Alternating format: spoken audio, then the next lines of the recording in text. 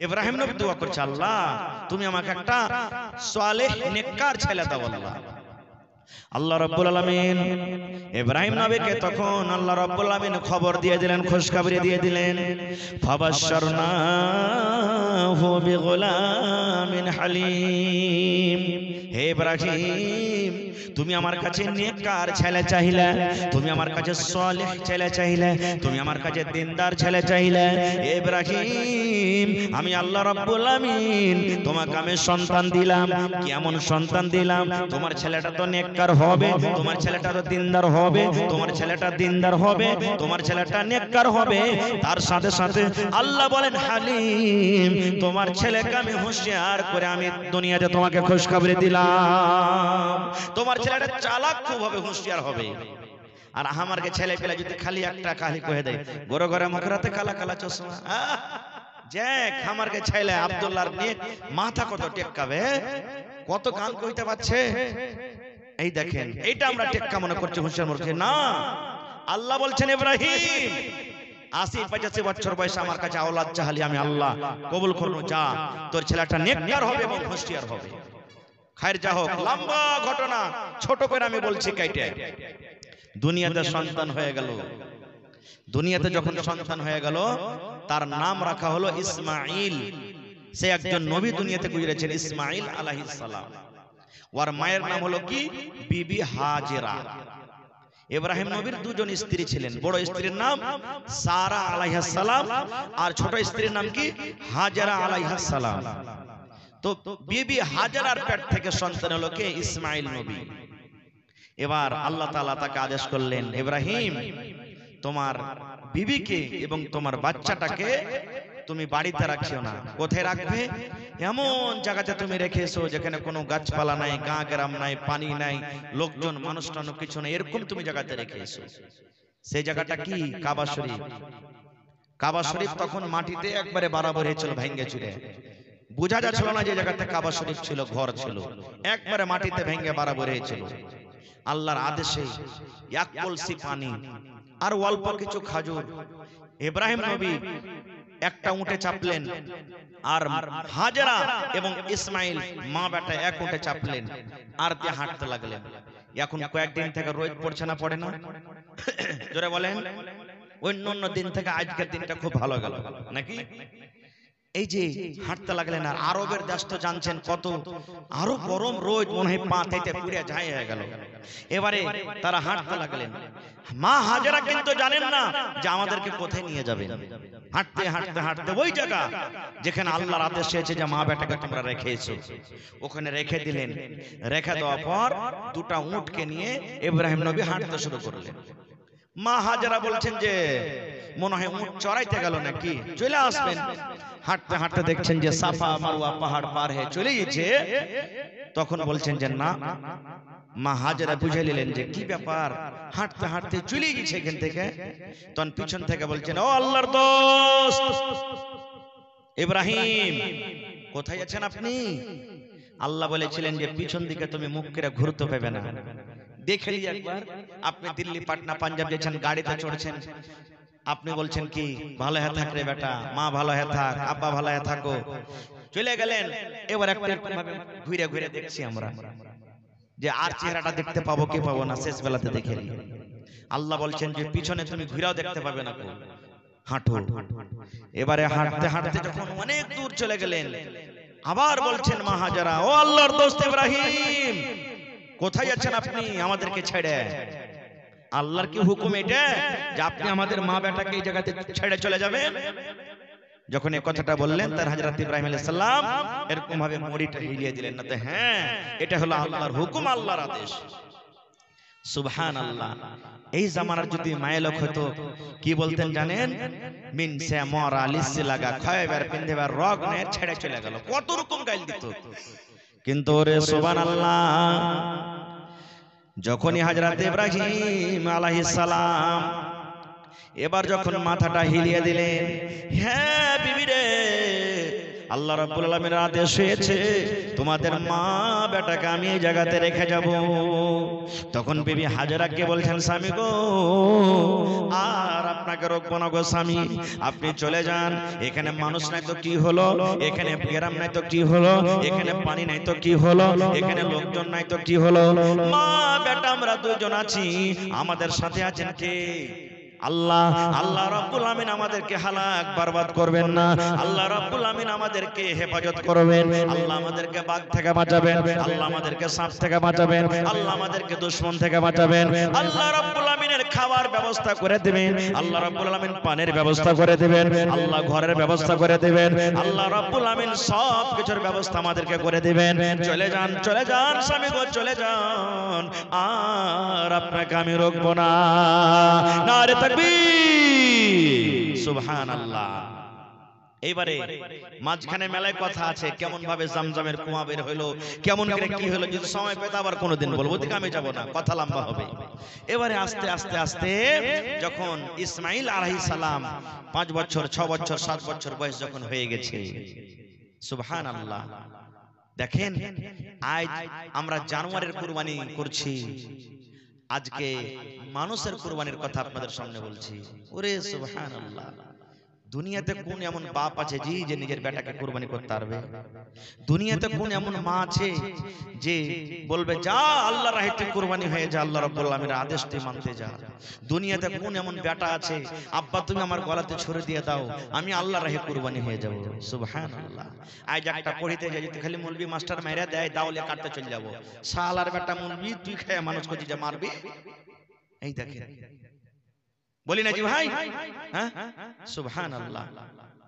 এই আমার মায়েরা খালারা শুনেন, আল্লাহ রাব্বুল আমিন কোরআন মাজিদে বলেন, ফালাম্মা বালাগা মাহুস সাইয়া, যখন ইসমাইল নবী আব্বার সাথে চলাফেরার বয়সে যখন পৌঁছে গেলেন, বাপের সাথে মানুষ চলাফেরা কখন করে? 3 বছর 4 বছর 5 বছর 6 বছর, এই বয়সে না, যেদিকে বাপ যাবে ওদিকেও যাবে। বাপু যদি মোটরসাইকেলে বের হয় বলবে আব্বা আমিও যাব, সাইকেলে যদি বের হয় আমিও যাব। কোনটা যাবি রে? তুমি যেখানে যাবে সেখানে যাব, পিছে ধরে না যে ভাই।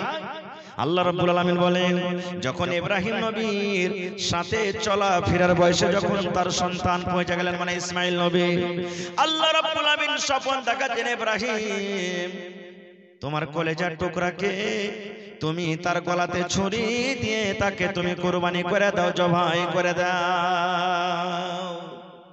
স্বপ্ন দেখাইলেন আল্লাহ। আমাকে আপনাকে যদি স্বপ্ন দেখি বা দেখাই যে যা বেটাকে তুই কুরবানি করতে হবে, হবে না, কারণ আমার আপনার স্বপ্নটা ওহী নয়, কিন্তু নবীরাকে আল্লাহ স্বপ্নের মাধ্যমে ওহী করতেন। নবীরা যেটা স্বপ্ন দেখলে এটা আল্লাহ রাব্বুল আলামিনের পক্ষ থেকে।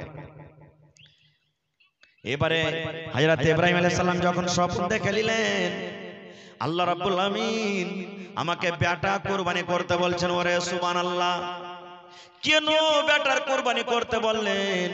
আল্লাহ রাব্বুল আমিন শুধু পরীক্ষা করছেন, ইব্রাহিম রে তুমি 85 বছর বয়সে যে বেটাটা পেয়েছো, এই বেটাটাকে তুমি বেশি ভালোবাসো কি আল্লাহ রাব্বুল আমিন তুমি আমাকে বেশি ভালোবাসো? আল্লাহ শুধু পরীক্ষা করছেন, ইব্রাহিম তুমি বেটাকে বেশি ভালোবাসো না আমাকে বেশি ভালোবাসো? শুধু এই পরীক্ষা, তাছাড়া আর কিছু নাই। আল্লাহ বললেন কুরবানি করো। আহ দেখেন জি কেমন নবী। এমনি আল্লাহ তাবারাক ওয়া তাআলা তাকে দোস্ত বলেছেন, ইব্রাহিম খলিলুল্লাহ, ইব্রাহিম হলেন আল্লাহর দোস্ত। সুবহানাল্লাহ। এইবারে একটা ছুরি নিয়ে নিলেন, ছুরি নিয়ে বাড়ি থেকে বের হয়ে গেলেন। হাঁটতে হাঁটতে হাঁটতে হাঁটতে এবারে যেখানে বাড়ি আছে ওই জায়গাতে চলে গেলেন, মক্কাতে চলে গেলেন, মক্কা নগরী। এবার একানিত ভাবে ইব্রাহিম নবী বেটাকে ডাক দিলেন। বেটাকে ডাকতে বলছেন, ইয়া বুনাইয়া, রে আমার কলিজার টুকরা সন্তান, ইয়া বুনাইয়া এ আমার বেটা, এ কলিজার টুকরা সন্তান রে, আমি আল্লাহ রাব্বুল আমিনের পক্ষ থেকে স্বপ্ন দেখেছি। আল্লাহ আমাকে স্বপ্ন দেখাচ্ছেন যে আমি যেন তোমাকে জবাই করছি, তোমাকে কুরবানি করছি। ফানজুর মাজা তারা, হে ইসমাইল তোমার কি রায়, তোমার কি মাশওয়ারা, তুমি কি বলছো বেটা বলো। বেটা আল্লাহর আদেশ হয়েছে আমি যেন তোমার গলাতে ছুরি দিয়ে তোমাকে জবাই করছি, তোমাকে আমি কুরবানি করছি। বেটা তোমার রায় কি, মাশওয়ারা কি বলো তো? এই জন্য একজন বলছেন, বাপ কা বেটা সরস কা ঘোড়া কুছ नहीं তো থোড়া থোড়া। আহা, যেমন হযরত ইব্রাহিম আলাইহিস সালাম বেটাকে বললেন, বেটা রে, আল্লাহ রাব্বুল আলামিনের পক্ষ থেকে আমাকে হুকুম করেছেন রে বেটা, আমি স্বপ্নের মাধ্যমে আল্লাহ আমাকে দেখালছেন, আদেশ করেছেন যেন তোমার গলাতে আমি ছুরি দিয়ে তোমাকে জবাই করছি। বেটা, তুমি কুরবানি হবে কি হবে না ধন রে বল, তুমি আল্লাহর কথাটা মানবে কি মানবে না? তোমাকে আমি জবাই করতে নিয়ে যাব মিনার মাঠে, তুমি আমার হাত দিয়ে তুমি কুরবানি হবে কি হবে না? এ আমার ভাইয়েরা মায়েরা খালারা শুনি, যেমনই কথা হযরত ইসমাঈল আলাইহিস সালাম শুনলেন, আব্বাকে বলছেন, আল্লাহর কোরআন বলছেন, দেখেন আমার কথা নয়, ইয়া বাতিফাল মা তুমার সাতাজদুনি ইনশাআল্লাহু মিনাস সাবিরিন। আব্বা গো, ইয়া আবাতি ফাল, হে আমার আব্বা, মা তোমার, আল্লাহ যেটা আপনাকে আদেশ করেছে হুকুম করেছে সেটাই করেন। আব্বা গো, যদি আল্লাহর আদেশ হয় যে আমাকে কুরবানি হইতে হবে, আমি আল্লাহর রাহে জবাই হয়ে যাব, কুরবানি হয়ে যাব। আব্বা গো, তুমি আমার গলাতে ছুরি দিয়ে তুমি আমাকে জবাই করে দাও, আমি কুরবানি হয়ে যাব, জবাই হয়ে যাব। সাতাজাদুনি ইনশাআল্লাহু মিনাস সাবিরিন। আব্বা যখন উট জবাই হয়, উটটা কত ছটপট ছটপট করে, গরু যখন জবাই হয়, গরুটা কত ছটপট ছটপট করে, যখন দুম্বা জবাই হয়, দুম্বাটা কত ছটপট করে। আব্বা যখন ছাগল জবাই হয়, ছাগলটা কত ছটপট করে। যদি ইচ্ছা করলে উটকে যদি বেঁধে না রাখে, গরুটাকে যদি বেঁধে না রাখে, গরুটা শরীর তলা থেকে পালিয়ে যাবে। হযরত ইসমাঈল বলছেন, আব্বা, আমি ওই জানোয়ারের মতন হব না, আমি তোমার শরীর তলা থেকে পালিয়ে যাব না, আমি ছটপট করব না, আমি হাত হেলাবো না, পা আমি হেলাবো না, মুড়িটা আমি হেলাবো না। আব্বা, তুমি আমার গলাতে ছুরি দিয়ে জবাই করে দাও, আমাকে তুমি ধৈর্যশীল পাবে, আমাকে তুমি সবরকারী পাবে, আল্লাহর রাহে আমি কুরবানি হয়ে যাও, জবাই করে দাও। ওরে সুবহানাল্লাহ। তাহলে বাপও রাজি, বেটাও রাজি। আল্লাহ কোরআনে বলেন, ফালাম্মা আসলামা, বাপ বেটা যখন রাজি হয়ে গেল, আল্লাহ নিজে বলছেন, হে দুনিয়ার মানুষ, আমি আল্লাহ রাব্বুল আমিন ইব্রাহিম নবীকে কুরবানি করতে বললাম বেটাকে। এবার ইব্রাহিম নবী নিজের বেটাকে বললেন, বেটাও রাজি হয়ে গেল। বাপ কুরবানি করবে বলে রাজি হয়ে গেল, বেটা কুরবানি হবে বলে রাজি হয়ে গেল। আল্লাহ বলেন, ফালাম্মা আসলামা, যখন বাপ বেটা দুজন রাজি হয়ে গেল, ওয়াতাল্লাহু লিল জাবিন, এবং তাকে মুখের ভরে যখন দিয়ে দেওয়া হলো, মিনার মাথা দিলে চলে গেলেন। মেলায় মাঝখানে ঘটনা ঘটলো, আমি ওদিকে যাবো না, শর্টে বলছি। এবারে মিনার মাথাতে নিয়ে ময়েজা হাসানাতে বা অন্য অন্য কোন কিতাবে লিখছেন, সত্য মিথ্যা আল্লাহ জানে, হয়তো মানুষেরা বুঝার জন্য লিখেছেন কোন কোন মুসান্নিফ, যে যখন কুরবানি করতে যাবে ওই টাইমে ওই সময়তে ইসমাইল নবী আব্বাকে বলছেন কিছু কথা। কি কথা জানেন? আব্বা গো, যখন আপনি আমাকে কুরবানি করবেন, আপনি নিজের চোখে পাট্টিটা দিয়ে দিবেন, নিজের চোখটাকে বন্ধ করে দিবেন। কেন বন্ধ করবেন? যখন আপনি কুরবানি করতে যাবেন, যখন ছুরিটা আমার গলায় দিতে যাবেন, তখন হয়তো আমার দেখে আপনাকে মায়া লেগে যাবে, দয়া লেগে যাবে। এই জন্য আব্বা জান, আপনি নিজের চোখে পট্টি বেঁধে নেবেন, যেন ছুরিটা ঘুষতে আপনাকে দয়া মায়া না লাগে, আল্লাহর হুকুমটা যেন আপনি পালন করতে পারেন। একটা কথা এটা বলেছিলেন। আর কি বলেছিলেন জানে? ইসমাইল নবী বলেছিলেন, আব্বা গো, যখন আপনি আমাকে কুরবানি করে বাড়িতে চলে যাবেন, দয়া করে আমার জামা কাপড় গুলো আপনি খুলেলেন। কেন খুলেলেন? মা বাড়িতে আছে, আমার জামা কাপড় যখন আমার মা দেখবে, আমার জামা কাপড়ে রক্ত লেগে আছে, খুন লেগে আছে, হয়তো আমার মাকে দয়া লেগে যাবে, মায়া লেগে যাবে, আমার মা হয়তো কত কাঁদবে আমার জন্য। এই জন্য আম্মা, তুমি আমার এই জামা কাপড়কে খুলে দাও। এই ধরনের কিছু কথা বলেছিলেন, আল্লাহু আলাম। ভাই আমার, এবারে ছুরে কিন্তু ঘষতে যাবে। ওরে সুবহানাল্লাহ, আল্লাহ রাব্বুল আমিনের যত দুনিয়াতে ফেরেশতা আছেন সব ফেরেশতা গো, আল্লাহ কি তোমার ইমতিহান, কি তোমার পরীক্ষা, যত দুনিয়াতে জীবজন্তু আছে ওরে আল্লাহ সবাই কিন্তু আল্লাহ পেরেশান হালাতে আছে। আল্লাহ কি হলো, কেমন তোমার পরীক্ষা? আজকে একটা বাপ নিজের গলাতে ছুরি দিবি, আজকে নিজের বেটাকে গলাতে ছুরি দিয়ে জমাই করবে। আল্লাহ আল্লাহ কি হলো, কেমন পরীক্ষা? ওরে সুবহানাল্লাহ, হযরত ইব্রাহিম আলাইহিস সালাম নিজের বেটার গলাতে ছুরি দিতে যাবেন রে বন্ধু, জবাই করতে যাবেন। এরকম টাইমে আল্লাহ রাব্বুল আমিন জিবরিল ফেরেশতাকে ডাকতে বলছেন, জিবরিল রে আমার পাগলটাকে দেখ, দেখ রে দেখ, বেটাকে ছুটিয়ে দিয়েছে আর হাতে ছোরা নিয়ে নিয়েছে। যতক্ষণ পর্যন্ত জবাই না হবে অতক্ষণ পর্যন্ত কিন্তু হটবে না। যা রে জিবরিল যা যা, জান্নাতের ভিতরে চলে যা, জান্নাত থেকে একটা জানোয়ার নিয়ে এলে, জান্নাত থেকে একটা দুম্বা নিয়ে এলে, আর ওই দুম্বা তুই তাড়াতাড়ি করে চলে যা মিনার মাঠে, মিনার ময়দানে। আমার ইসমাইলকে তুমি তার ছড়ির তলা থেকে টেনে নাও এবং ইসমাইলের জায়গাতে জানোয়ার দুম্বাটাকে তুমি রেখে দাও। আল্লাহ রাব্বুল আমিনের আদেশে এবারে জিবরিল আমিন এবারে তখন ওই দুম্বা নিয়ে এসে হাজির হয়ে গেলেন। ইসমাইল নবীকে তার ছড়ির তল থেকে টেনে নিলেন, দুম্বাকে তার সামনে শুইয়ে দেওয়া হলো। বিসমিল্লাহি আল্লাহু আকবার বলে জবাই করে দিলেন। যেমন জবাই হয়ে গেল, দুম্বা কেটে গেল। ইব্রাহিম নবী তো জানেন না, মনে করছেন মনে হয় আমি আমার বেটাকে আমি জবাই করে দিলাম। এবারে যদি পট্টি হটিয়ে দেখছি, নামও দিকে যখন দেখছে তখন দেখছে আরে আমি তো একটা জানোয়ার জবাই করলাম, দুম্বা জবাই করলাম। সামনে দেখছে জিবরিল ফেরেশতা দাঁড় হয়ে আছে, বলছে কই আমার ছেলে ইসমাইল কই? হযরত জিবরিল আলাইহিস সালাম বলছেন, হে আল্লাহর দোস্ত, হে আল্লাহর নবী, আল্লাহ রাব্বুল আমিন আপনাকে শুধু পরীক্ষা করার জন্য আদেশ করেছিলেন তুমি বেটাকে কুরবানি করো। আল্লাহর শুধু পরীক্ষা ছিল, ইব্রাহিম রে তুমি ৮০ বছর বয়সে আমাকে বেশি ভালোবাসো না, তোমার বেটাকে বেশি ভালোবাসো, এই পরীক্ষা করার জন্য আল্লাহ আপনাকে আদেশ করেছিলেন। আপনি পরীক্ষাতে পার হয়ে গেলেন, আপনি ইমতিহানে পাস করে গেছেন, আল্লাহর ইমতিহানে আপনি পাস হয়ে গেছেন। এই জন্য ইব্রাহিম আর বেটাকে কুরবানি করতে হবে না, বেটাকে আপনাকে কুরবানি করতে হবে না। আল্লাহর আদেশ হলো এইটা যে আপনি আজ থেকে নিয়ে আল্লাহ রাব্বুল আমিনের আদেশে, আল্লাহ রাব্বুল আমিনের দরবারে, আল্লাহ রাব্বুল আমিনের রাহে একটা করে আপনাকে জানোয়ার কুরবানি করতে হবে। নারে তাকবীর, একটা করে জানোয়ার কুরবানি করতে হবে আপনাকে। ভাই মুসলমান, মেলায় কথা আছে বলার, কুরবানি সম্পর্কে বলতে গেলে কথা আরো লম্বা হয়ে যাবে। তবে কুরবানি, এই কুরবানির টাইমে মালের কুরবানি হয়, মালের কুরবানি আমরা জবাই করি। আর কুরবানির জানোয়ার জবাই করে দিলাম, 2 দিন 3 দিন 4 দিন 5 দিন 10 দিন মাংস খেয়ে নিলাম, খাইয়ে দিলাম পড়োশিকে, আর দিয়ে আমরা সময়টাকে কাটিয়ে দিলাম। এর মানে কুরবানি নয়, এর মানে কুরবানি নয়।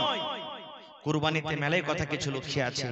ভাই মুসলমান, আজকে আল্লাহ তাবারক ওয়া তাআলার রাহে আজকে আমি দেখতে চাই যে জানের কুরবানি আপনাদেরকে আমি চাইনি। যেমন ইব্রাহিম নবী ইসমাইল নবীকে কুরবানি করতে গেছিলেন, এই মতো বেটার কুরবানি আমি করতে চাইনি। তবে কুরবানি আজকে চাচ্ছি আপনার কি, আপনার যে বিজনেস করা, আপনার যে মজদুরি করা, আপনার খেতেবাড়ি থেকে, আপনার ব্যবসা থেকে যে পকেটে বাড়িতে টাকা আনা যাচ্ছে, সেই টাকার আপনাকে কুরবানি করতে হবে ভাইরে। এবং প্রত্যেক মানুষ এটা নিয়াত করেন যে আমি যেন আমার বেটা গালাকে একটাকে মৌলবি করতে পারি কমপক্ষে। মেলায় মানুষ কহে বেটা বেটিকে পড়িয়ে লিখে কি করবি বে, এই তো সালা মাদ্রাসাতে পড়ে খালি খাইয়ে বেড়েছে, ফকিরা পড়াইতে। বন্ধুরে, আপনার বেটাকে মৌলবি করে 50,000 মাস ইনকাম না করতে পারো, লাখ টাকা মাস ইনকাম না করতে পারো, কিন্তু মরার পরে কমসে কম আপনার জন্য দোয়া তো করতে পারবে। আপনি যখন মরে যাবেন আপনার বেটা তো জানাজা পড়াইতে পারবে। এই জিনিসটা করতে পারবে না? পারবে না? আপনার জন্য একবার যদি বলে রব্বির হামহুমা কামা রব্বায়ানি সাগীরা, এই দোয়াটা তো আপনার জন্য করতে পারবে। এক এমবিবিএস ডাক্তার, বড় ডাক্তার, আপনারা জানছেন এমবিবিএস ডাক্তার কাকে বলে?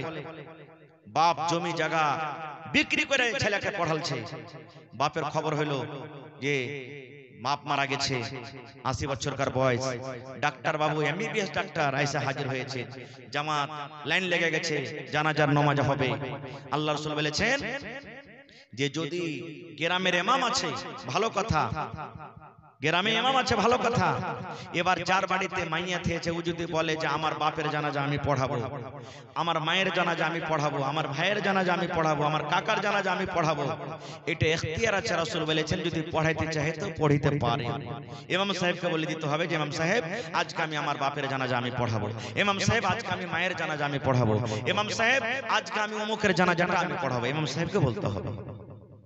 বন্ধুরে, ইমাম সাহেব বলছেন ডাক্তার বাবু আপনার আব্বা আপনাকে কত টাকা খরচ করে এত বড় ডাক্তার করেছেন, পড়িয়ে লেখাচ্ছেন, আপনি 50,000 লাখ টাকা 2 লাখ টাকা মাসে ইনকাম করছেন, আজকে আপনার আব্বার জানাজাটা আপনি পড়িয়ে দেন। সুবহানাল্লাহ। যেমনই কথাটা বলা ডাক্তারের চোখ দিয়ে ঝরঝর ঝরঝর ঝরঝর করে পানি ঝরতে শুরু হয়ে গেছে। আল্লাহ কি হলো? এবার ইমাম সাহেব বলছেন হে ডাক্তার বাবু আপনি কেন কাঁদেন, আপনার চোখে কেন পানি ঝরে? বাপ মরে গেছে বলে আপনি কাঁদেন, আপনার আব্বা দুনিয়া থেকে চলে গেছেন বলে আপনি কাঁদেন। এবারে ডাক্তার সাহেব বলছেন ইমাম সাহেব আমার আব্বা জান মারা গেছে এই জন্য আমি কাঁদি না, আমার আব্বা জান দুনিয়া থেকে চলে গেছেন এই জন্য আমি কাঁদি না। এবারে বলছেন ইমাম সাহেব তাহলে ডাক্তার বাবু কেন কাঁদেন, আপনার চোখ দিয়ে কেন পানি ঝরে? এইবারে ডাক্তার বলছেন ইমাম সাহেব আমার আব্বা জান জমি জায়গা বিক্রি করে আমাকে এত বড় ডাক্তার করেছেন, আমি মাসে 10,000 15,000 50,000 টাকা করে আমি ইনকাম করি। ডাক্তার বাবু আমাকে আমার আব্বা জান তালিম দিয়েছেন, ইলম দিয়েছেন, শিক্ষা দান করেছেন, আমি দেশের নামকরা ডাক্তার হয়েছি, আমি বড় ডিগ্রিধারী ডাক্তার হয়েছি, কিন্তু আল্লাহ রাব্বুল আমিন আমাকে একটা ইলম থেকে মাহরুম রেখেছেন, একটা ইলম আমি কিন্তু শিখতে পারিনি। বলছেন কি ওরে আল্লাহ, বলছেন এত ইলম শিখেছি কিন্তু আজকে আমার আব্বা জান যে মারা গেছে আমার আব্বা জানের জানাজা কেমন করে পড়াইতে হবে, জানাজার দোয়াটা কি কি নিয়ম কানুনে নবীজি জানাজার নামাজ পড়িতে বলেছেন এই জিনিসটা কিন্তু আমি জানি না, যার কারণে আমার চোখে পানি ঝরে। বন্ধুরে, এই জন্য প্রত্যেক মানুষ নিয়ত করেন যে আমি একটা বেটাকে ডাক্তার করব, মাস্টার করব, একটা বেটাকে প্রফেসর করব। এটা নয় যে আমি দ্বীনের ইলম দিব না, রাসূল বলেছেন প্রথমে দ্বীনের ইলম দাও, দ্বীনের তালিম দাও, তারপর তখন দুনিয়া দেখো। ভাই মুসলমান, আমাদেরকে মাস্টার করতে হবে, ডাক্তার করতে হবে, ইঞ্জিনিয়ার করতে হবে, প্রফেসর করতে হবে, সব জিনিস আমার দরকার, কিন্তু প্রথমে দ্বীনি শিক্ষা দ্বীনি ইলম দিতে হবে, যেন বড় হয়ে আপনার আমার ওই ছেলে মুরতাদ বেদিন বেধর্ম যেন না হয়ে যায়। এবং দ্বীনি তালিম দেওয়াতে কি লাভ আছে জানেন? আমার মাওলানারা বলছেন জিজ্ঞাসা করবেন, আল্লাহ রাসূল বলেছেন ইজা মাতাল ইনসান, মানুষ যখন মরে যায় তার সমস্ত আমল কিন্তু বন্ধ হয়ে যায়, ইল্লা মিন সালাসা, নবী বলেছেন তিনটা আমল এমন আছে মরার পরও কিন্তু কবরে নেকি যেতে থাকে, মরার পরও কিন্তু কবরে নেকিটা বন্ধ হয় না। তার মধ্যে একটা নবী বলেছেন ওয়ালাদুন সালিহুন ইয়াদউ লাহু, নেককার বেটা নেককার বেটি দুনিয়াতে ছেড়ে গেছে, আপনার আওলাদ আপনার ছেলে নেককার আছে, নামাজি ফরজি আছে, আপনার ছেলেটা নেককার আছে, নামাজ পড়ে, আপনার ছেলেটা রোজার মাসে রোজা রাখে, আপনার বেটা বেটিরা পর্দাশীল হয়ে থাকে, শরীয়ত বিরোধী কাজ করে না, শরীয়তের মতো দুনিয়াতে চলে। আল্লাহ রাসূল বলেছেন ওই নেককার বেটা বেটি যখন কোরআন পড়বে আল্লাহ রাব্বুল আলামিন ওই নেকিটা কবরে পৌঁছে দিবে। আপনার ওই বেটা বেটি যখন মা বাবার জন্য দোয়া করবে আল্লাহ রাব্বুল আলামিন ওই দোয়াটাকে কবরে পৌঁছে দিবেন। আপনার ওই নেককার বেটা বেটি আপনি মরে চলে গেছেন কবরে, আপনার জন্য যখন দান করবে, আপনার জন্য যখন সাদকা করবে আল্লাহ রাব্বুল আমিন ওই দানটাকে আপনার কবরে কিন্তু পৌঁছে দিবে। কিন্তু ছেলে নেককার হবে তাহলে তো দান করবে, আর নেককার হলেও নিজে খাড়িয়া মুদবে, আর যে খাড়িয়া মুদবে তো কি জানে যে মা বাবার জন্য কেমন দোয়া করতে হয়। ভাই মুসলমান, তাহলে লম্বা কথা আর না করে আজকে হলো মাদ্রাসার জালসা, এটা হলো একটা পড়ার জায়গা। আপনাদের নসিব, আপনাদের ভাগ্য ভালো যে আজকে একটা মাদ্রাসা করতে হবে, মাদ্রাসা দরকার, এই জন্য আপনারা জালসা লাগিয়েছেন। তবে ভাই দেখি আল্লাহর কোন এমন বান্দা আছেন আজকে এই মাদ্রাসার জন্য 1 ডিসমিল 1 কাঠা জমিন দান করতে পারবেন কেউ? গত রাতের আগা রাতে আমি জালসাতে ছিলাম, সুবহানাল্লাহ, লাভা সাইডে আল্লাহুস সামাদ 2 জন 3 জন আল্লাহর বান্দা জমিন দান করেছে। পাড়ায় জালসাতে জমিন দান হয়, একটা লোক 50,000 টাকা দান করেছেন, সুবহানাল্লাহ। আজকে কেউ আছেন একটা লোক কোন আল্লাহর বান্দা 1000 ইট দান করবেন, কারণ মাদ্রাসার বুনিয়াদ হবে নাকি, মাদ্রাসা নতুন ভাবে তৈরি করতে হবে। 1000 ইট কেউ দিতে পারবেন? 5টা লোক খাড়িয়ে জানতো যে মৌলানা আমি 1000 ইট দিলাম, আমি 1000 দিলাম, আমি 1000 দিলাম। 5টা লোক কেউ খাড়িয়ে যান মৌলানা 100 সেফটি আমি বালু দিয়ে দিলাম, কেউ 100 সেফটি গিট্টি দিয়ে দিলাম, কেউ 1 কুইন্টাল রড দিয়ে দিলাম। এবং 10টা লোক খাড়িয়ে যান বসিয়া মৃত ব্যক্তি কি রূপে যাই চলিয়া, শোনেন সবে বেনামাজি বসিয়া মৃত ব্যক্তি কি রূপে যাই চলিয়া, কাফন পরিয়া যখন নিয়ে যাবে কবরে মৃত ব্যক্তি কেন্দে কেন্দে বলিবে, কাফন পরিয়া যখন নিয়ে যাবে কবরে মৃত ব্যক্তি কেন্দে কেন্দে বলিবে, যে 4 জনা নিয়ে যাবে কবরে সেই 4 জনা যাবেন বোঝেন সঙ্গেতে, যে 4 জনা নিয়ে যাবে কবরে সে 4 জনা যাবেন বোঝেন সঙ্গেতে, অবশেষে সে 4 জনা গেল না কবরেতে নামাইল 2 জনা, অবশেষে সে 2 জনা গেল না, অবশেষে সে 4 জনা গেল না কবরেতে নামাইল 2 জনা, কবর থেকে সে 2 জনা উঠিল মৃত ব্যক্তি কেন্দে কেন্দে বলিল,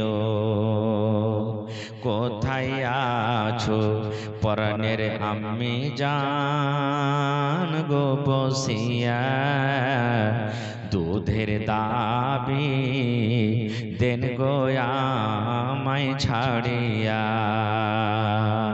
কোথায় আছো পরাণের ভাই বোন বসিয়া, খুশির সাথে দেন গো আমায় পঠায়া, নারে তাকবীর। আজকে জলসার যোগ্যতম শ্রদ্ধেয় সভাপতি সাহেব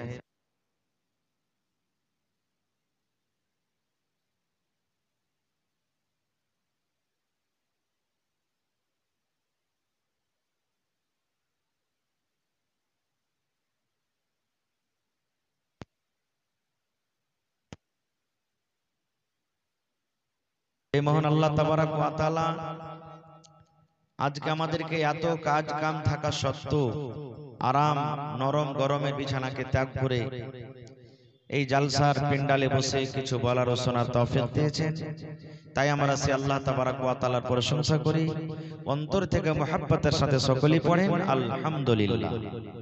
একটু মুখ খুলে জোর করে পড়েন ভাই আলহামদুলিল্লাহ। তারপর আমাদের শেষ নবী হযরত মুহাম্মদুর রাসূলুল্লাহ পড়েন সাল্লাল্লাহু আলাইহি ওয়াসাল্লামের পর ওয়াগনন দারুদ শরীফ শান্তি দ্বারা বর্ষিত আমিন।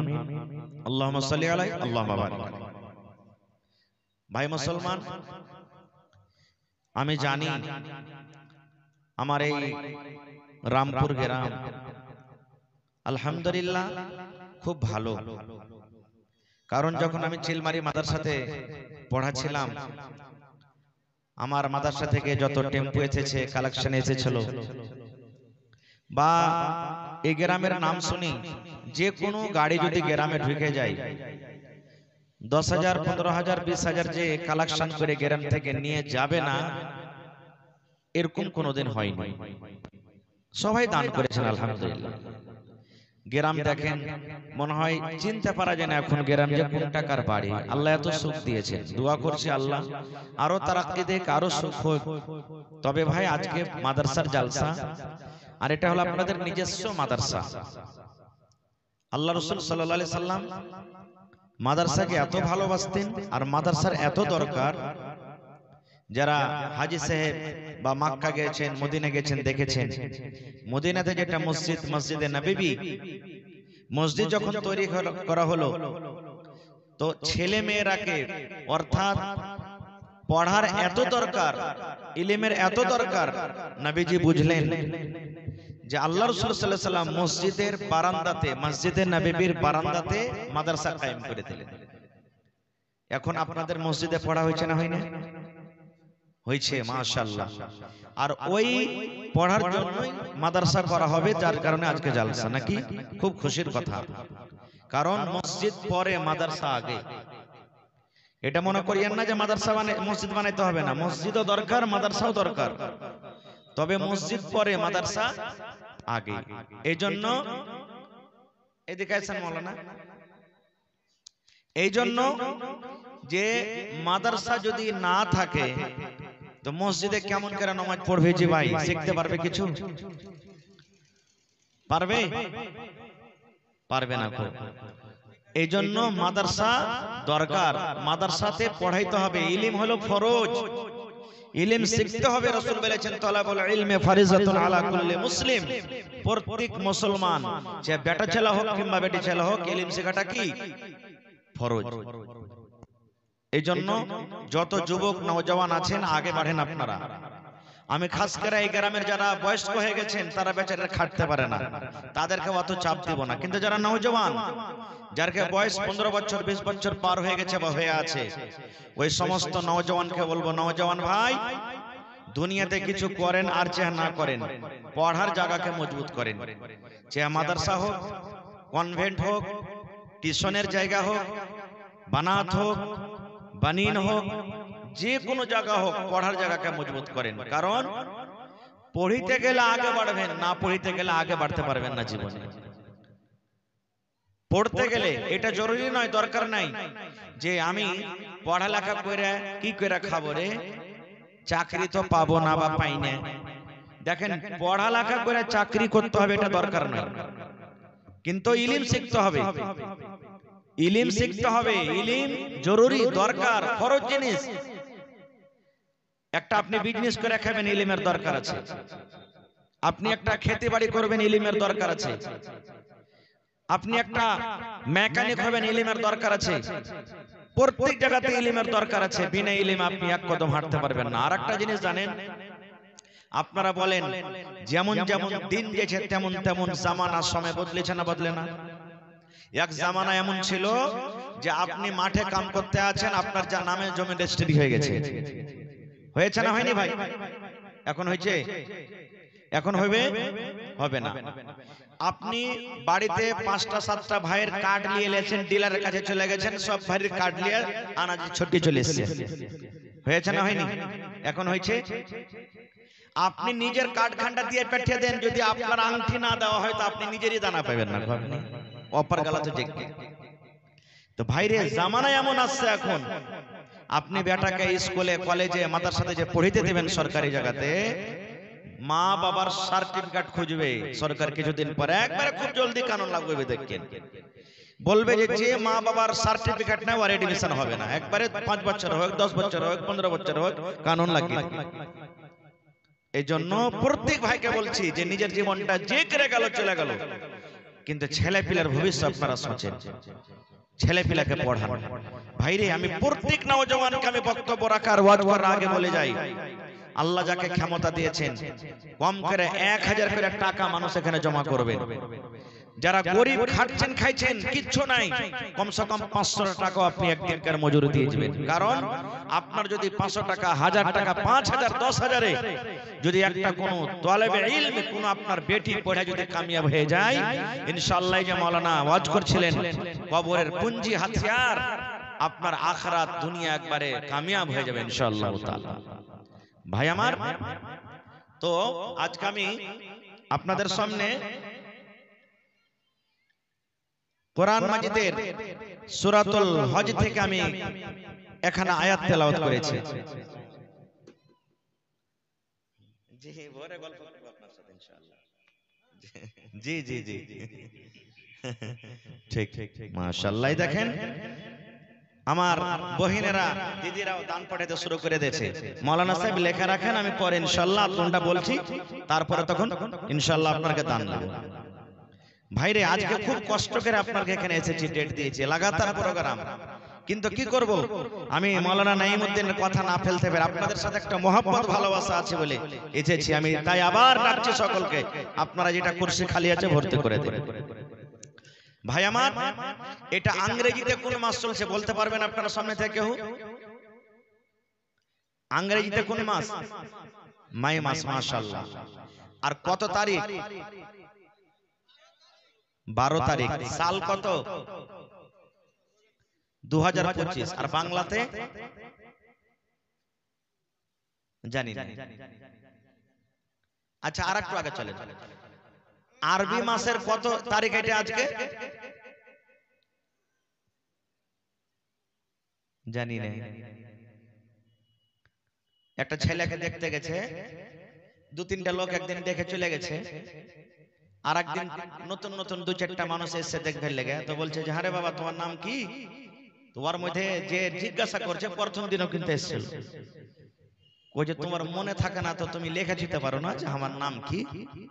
তুমি সেদিন জিজ্ঞাসা করলে ফের আজও তোমাকে কহো যে নামটা কি? হ্যাঁ ভাই আমার, আমরা মুসলমান, আল্লাহর দেওয়া নাম। আরবি মাসটাকে রেখেছেন আল্লাহ, এটা আল্লাহর দেওয়া নাম। আল্লাহ তাবারক ওয়া তাআলা আরবি মাসের নাম রেখেছেন। এটা হলো আরবি মাসের আজকে 13 তারিখ, 14 তারিখের রাত পড়ে গেছে। দিন আগে না রাত আগে? আরবি মাসের রাত আগে, দিন পরে। বুঝতে পারলেন তো?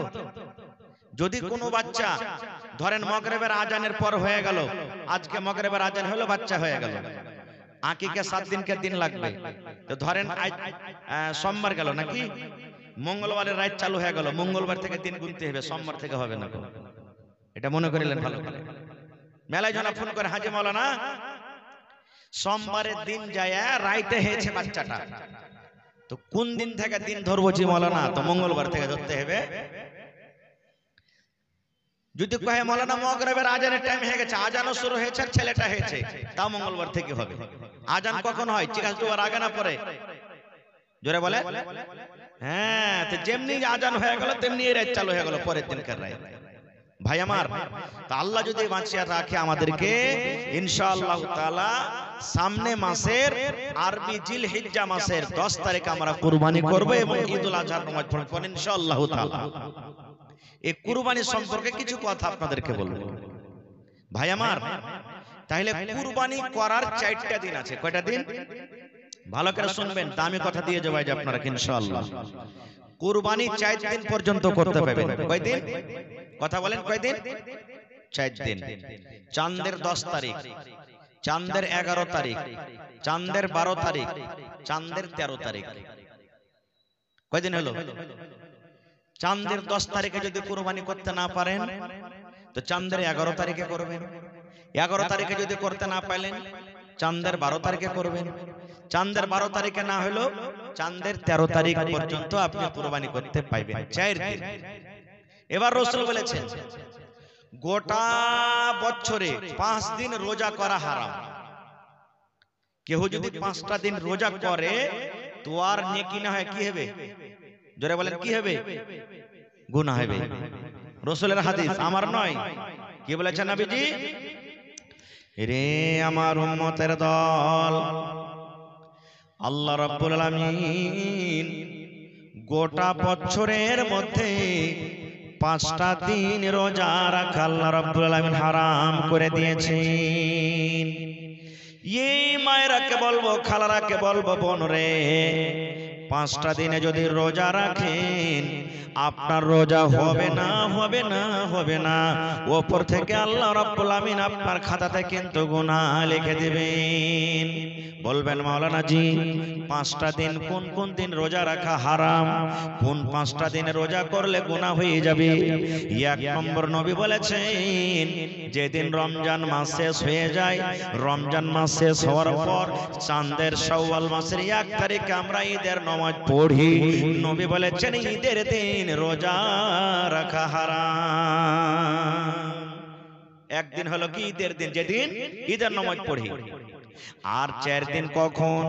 নবী বলেছেন এই যে জিলহিজ্জা মাস, কুরবানি যেদিন করব চাঁদের 10 তারিখে, চাঁদের 11 তারিখে, চাঁদের 12 তারিখে, চাঁদের 13 তারিখে, অর্থাৎ 10 থেকে নিয়ে 13 পর্যন্ত এই 4টা দিন রোজা রাখা হারাম। যদি কোনো মা, যদি কোনো খালা, যদি কোনো ভাই, যদি কোনো বোন, যদি কোনো দাদা এই 4টা দিন রোজা রাখে, নবী বলেছেন সে কিন্তু গুনাহ করলো, পাপ হয়ে গেল। এই 4 দিনের রোজা রাখা একবারে রাসূল বলেছেন হারাম। তাহলে গোটা বছরে কয়দিন রোজা রাখা মানা আছে? জোরে বলেন। 5 দিন রোজা রাখা মানা আছে। এবার একটা আপনাকে প্রশ্ন করব, বলবেন হাজি মাওলানা যখন 5 দিন রোজা রাখা হারাম হয়ে গেল, যে মাওলানা আপনি তো বললেন কুরবানির দিন রোজা রাখতে হারাম, কুরবানি যেদিন করবে সেদিন রোজা রাখতে হবে না। এই মাওলানা আমাদের গ্রামে এলাকাতে কত মা, কত ভাই, কত বোন যতক্ষণ পর্যন্ত কুরবানির জানোয়ার জবাই না হয় ততক্ষণ পর্যন্ত কিন্তু সেদিন রোজা করে থাকে যে মাওলানা। অর্থাৎ কুরবানির দিন কুরবানির নিয়তে যে রোজা করে থাকে, এটা হলো কেমন করে না? আপনার গ্রামে নাই? আছে না? কথা বলেন, আছে না নেই? হ্যাঁ, তাহলে কুরবানির দিন রোজা করাটা কেমন? রাসূল তো বলেছেন রোজা করা হারাম। আর আমার মায়েরা, খালারা, ভাইয়েরা মেলায় রোজা করে কুরবানির দিন। এই মুসলমান, প্রথম নম্বর কথা, কুরবানির দিন রোজা করা হারাম তো হারাম, নেকি পাওয়া যাবে না, গুনাহ হয়ে যাবে।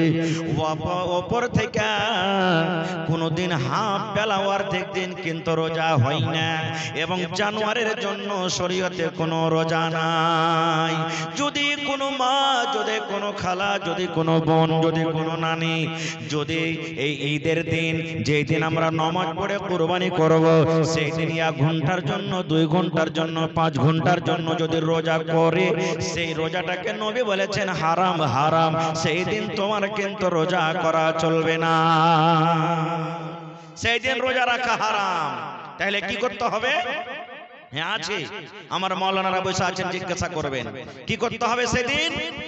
আল্লাহ রাসূল বলেছেন হে আমার উম্মতেরা তোমরা শোনো, ঈদের দিন যদি তুমি নামাজ পড়তে যাও, নবী যখন ঈদের দিন নামাজ পড়তে যাইতেন তখন কিন্তু কিচ্ছু খাইতেন না। ফজরের নামাজ পড়ে নবীজি আমার, ফজরের নামাজ পড়ে নবীজি আমার চলে যেতেন আর বিজোড় খাজুর খাইতেন, বিজোড় খাজুর। আল্লাহ রাসূল ঈদের নামাজ যখন পড়তে যান, যেই নামাজ আমরা রমজান মাসে রোজা রেখে যে নামাজটা পড়ি ঈদুল ফিতরের নামাজ, আল্লাহর নবী নামাজ পড়তে যেতেন রে বন্ধু। ঈদের নামাজ পড়তে যাওয়ার আগে আগে ফজরের নামাজের পরে নবী আমার খাজুর খায়া বাড়িয়ে যেতেন। কয়টা খাজুর খাইতেন? বিজোড় খাজুর।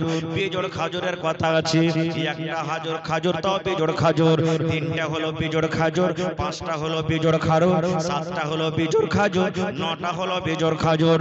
আল্লাহর নবী যখন ঈদের নামাজ পড়তে যেতেন তখন বিজোড় খাজুর নবীজি খাইয়া যেতেন। এবার আপনিও যাবেন তো খেয়ে যেতে হবে আপনাকে। বলবেন হাজি মাওলানা খাজুর কোনটা পাবো? যদি খাজুর না পাই তো কি করবেন? তাহলে আন্ধারসা বার্তা আছে তো গোটা আন্ধারসা খেয়ে যেতে হবে নাকি? যদি আরো বেশি খাইতে পারেন তাহলে 3টা খেয়ে যেতে হবে। আরো যদি বেশি খাইন তো 5টা খেয়ে যেতে হবে। বিজোড় আন্দারসা খাইতে হবে নাকি? হাজি মাওলানা 1 বাচ্চা আন্দারসা খাইতে পারি না, গোটা গোটা আন্দারসা কেমন করে খেয়ে যাব? এই মুসলমান, এখানে গোটার কথা নয় রে বন্ধু। যদি আপনি গোটা আন্দারসা খাইতে না পারেন, আপনি যে আন্দারসা ভেঙ্গে ভেঙ্গে মুখে দেবেন, আপনি এক টুকরা আন্দারসা আপনি মুখে দিয়ে দেন, না হলে 3 পিস মুখে দিয়ে দেন, না হলে 5 পিস মুখে দিয়ে দেন। এই টুকরা টুকরা কইরে, কিংবা বাড়িতে বিস্কুট রাখা আছে, 1 খান বিস্কুট খেয়ে যান, কিংবা 3 খান বিস্কুট খান, কিংবা 5 খান খান, কিংবা ভাত খাইতে বসেছেন, 1 লোকমা ভাত খাবেন, কিংবা 3 লোকমা খাবেন, কিংবা 5 লোকমা রুটি খাইতে বসেছেন, 1 কামড় রুটি খাবেন, কিংবা 3 কামড় খাবেন, কিংবা 5 কামড় খাবেন। বিজোড়া যদি আপনি লোকমা খায় যান, নেকি বেশি পাবেন, সুন্নাতের পরে আমল হলো। আর যদি কোনো মানুষ বলে যে না রে কিনবো না, আমি 2 খান বিস্কুট খেয়ে চলে যাব, আমি 2 কামড় রুটি খেয়ে চলে যাব, আমি 2 লালা ভাত খেয়ে চলে যাব, আমি জোড়া জোড়া খেয়ে চলে যাব, তাহলে তার জন্য কিন্তু গুনাহ হবে না, কিন্তু নেকিটা পাওয়া গেল না। তাহলে ঈদের নামাজ পড়িতে যেতে গেলে খায়া যেতে হবে, 1 নম্বর শিখলেন। এবার বকরা ঈদের নামাজ, নবী আমার নামাজ যখন পড়িতে যেতেন, তখন কিন্তু বাড়িতে কোনো খানা পিনা খাইতেন না। সন্ধ্যাবেলাতে যে নবী খাবার খাইছেন, ওই খানা খাওয়ার পর নবীজি ফজরের নামাজের পর আর কিছু খাইতেন না। নবীজি ডাইরেক্ট খালি পেটে নামাজ পড়িতে চলে যেতেন। এবার নামাজ পড়তেন, নামাজ টামাজ পড়ে বাড়িতে চলে আসতেন, আর বাড়িতে আসার পর কুরবানির জানোয়ার জবাই করতেন, কুরবানি জবাই করতেন। আর কুরবানির জানোয়ার জবাই করে নবীজি সর্বপ্রথম খাবার ওই কুরবানির গোশত খেয়েছেন। এটা হলো সুন্নাত তারিকা, আর নাম রোজা নয়। এটা সুন্নাত তারিকা, কিন্তু আমরা করতে পারি না। রাসূল ফজরের নামাজ পড়ি সর্বপ্রথম কাম নামাজ পড়তে চলে যেতেন, বকরা ঈদের নামাজ। আর আমরা কি করব? আমাকে জামাত বড়জি এরকম দূর দূর থেকে আসতে হয়, তো 8টা 9টাতে আমরা টাইম দিব আর নামাজ পড়িতে যাব। আর নামাজ টামাজ পড়তে ইদিক উদিক করতে করতে 10টা 11টাতে বাড়ি আসবো, দিয়ে তখন কুরবানি জবাই করতে যাব। অতক্ষণ পর্যন্ত পেট খালি কুঁ করবে ভোকের জ্বালাতে, করবে না? জি না, একবারে যত পারবেন সকালে নামাজ পড়েলেন, আর নামাজ পড়ে এসে প্রথমে কুরবানির জানোয়ার জবাই করেন। আর জানোয়ার জবাই করে গোশত বানাইতে তো লেট হয় না, হইবে আপনি আধ কেজি 1 কেজি 2 কেজি গোশত আপনি দিয়ে পাঠিয়ে দেন বাড়ি, এই রান্না বান্না করতে বলবা। এবার কোন রকম তাড়াঘোড়া করে ছেলে মিলে বাড়ি চলে গেলেন, তব তলক বাড়ির গোশত কি হলো, রেডি হয়ে গেল, আপনি ওই গোশত খাইলেন। এটা হলো সুন্নাত তারিকা, আর নাম রোজা লয়।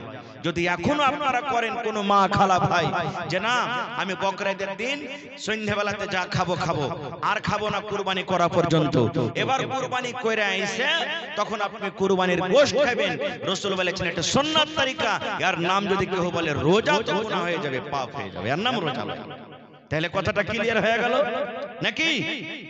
এবার শুনেন, আল্লাহ রাসূল সাল্লাল্লাহু আলাইহি ওয়াসাল্লাম বলেছেন যে মানুষরা কুরবানি করার ইরাদা করেছে, যারা কুরবানি করবে, কুরবানির জানোয়ার খরিদ করে নিয়েছেন, কিংবা এখনো কুরবানির জানোয়ার আপনি খরিদ করেননি, হয়তো আপনি কুরবানির দিন দিবেন, কুরবানির দিন খরিদ করবেন, কিংবা 1 দিন আগে খরিদ করবেন, 2 দিন আগে করবেন, 5 দিন আগে করবেন, ইরাদা আছে আপনার আমি কুরবানি করব, এই বছর আমি জানোয়ার কুরবানি করব। নবী আমার বলেছে উম্মত রে, যখন তোমার জিলহিজ্জা মাসের চাঁদ পশ্চিম দিকে উঠে যাবে, তখন থেকে নিয়ে যতক্ষণ পর্যন্ত তোমার জানোয়ার কুরবানি না করা হবে, ততক্ষণ পর্যন্ত তুমি মাথার চুল কাটতে পাবে না, তুমি মোজ বানাইতে পাবে না, দাড়ি বানাইতে পাবে না, বগলের চুল তুমি ছেলতে পাবে না, সারামগার গোড়াতে তুমি চুল যে হয় চুল সাফ করতে পাবে না, বনি তুমি কাটতে পাবে না। আল্লাহ রাসূল বলেছেন উম্মত, মাথার চাঁদি থেকে নিয়ে পার তালা পর্যন্ত যে কোনো চুল আছে তুমি কিন্তু কুরবানি হওয়া পর্যন্ত তুমি কাটতে পাবে না। কখন? এই যে জিলহিজ্জা মাসের চাঁদ উঠে গেল, আর আপনি নিয়ত করেছেন আমি কুরবানি করব, কিন্তু কুরবানি জানোয়ার এখানে আপনি কিনেননি বা কিনে নিয়েছেন। মেলা জনের খাসি আছে না নাই? মেলা জনা কুরবানি কিনে নিয়েছেন না লেনি? আর মেলা জনা কুরবানি লেনি, আচ্ছা লিব একদিন আগে, আচ্ছা যেদিন কুরবানি হবে সেদিন নিয়ে এসে হাট থেকে জবাই করে দেব, এরকম নিয়ত করেছে। ওই লোকের জন্য রাসূল বলেছেন তুমি মাথার চাঁদি থেকে নিয়ে পার তেলা পর্যন্ত কোনো জিনিস তুমি কাটতে পাবে না। এবার বলবেন হাজি মাওলানা কুরবানি কারনেওয়ালা তো পোল্ট্রি মুরগির দোকান দিচ্ছে, এরকম তো হয় না? আছে না নাই? গ্রামে নাই যে পোল্ট্রি মুরগির দোকান দেয়? মৌলানা জি তাহলে ও কি করবে? ও কি মুরগি কাটতে পারবে না?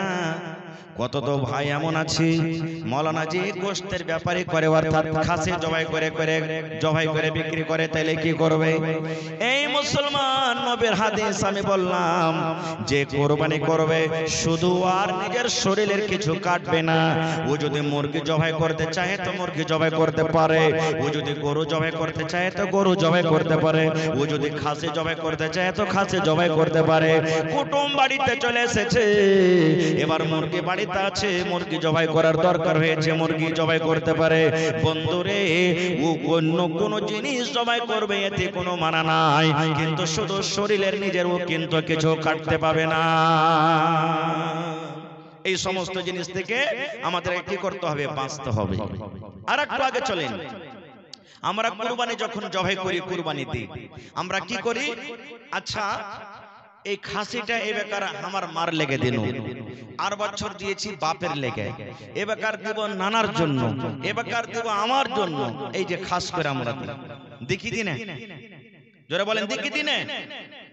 বন্ধুরে আমার, নবী বলেছেন, হে আমার উম্মত, একটা জানোয়ার, একটা গোটা জানোয়ার যদি আপনি কুরবানি করেন, একটা গোটা জানোয়ার, আপনার বাড়িতে যতটি পরিবার আছে, ছেলে মেয়ে বেটি বহু আছে, সকল মানুষের জন্য একটা গোটা জানোয়ার কাফি হয়ে গেল।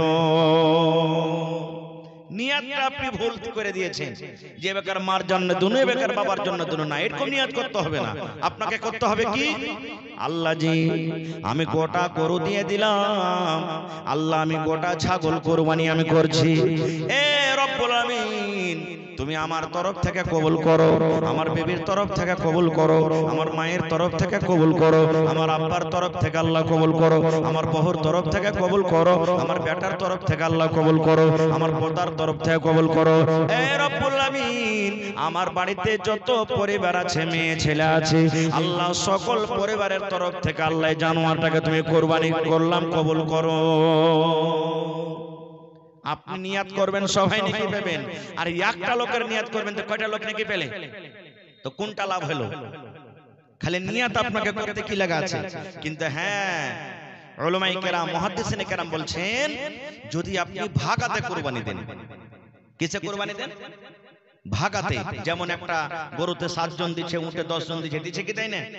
ভাগাতে যদি আপনি কুরবানি দেন, তাহলে একটা ভাগা একটা লোকের নামই হবে।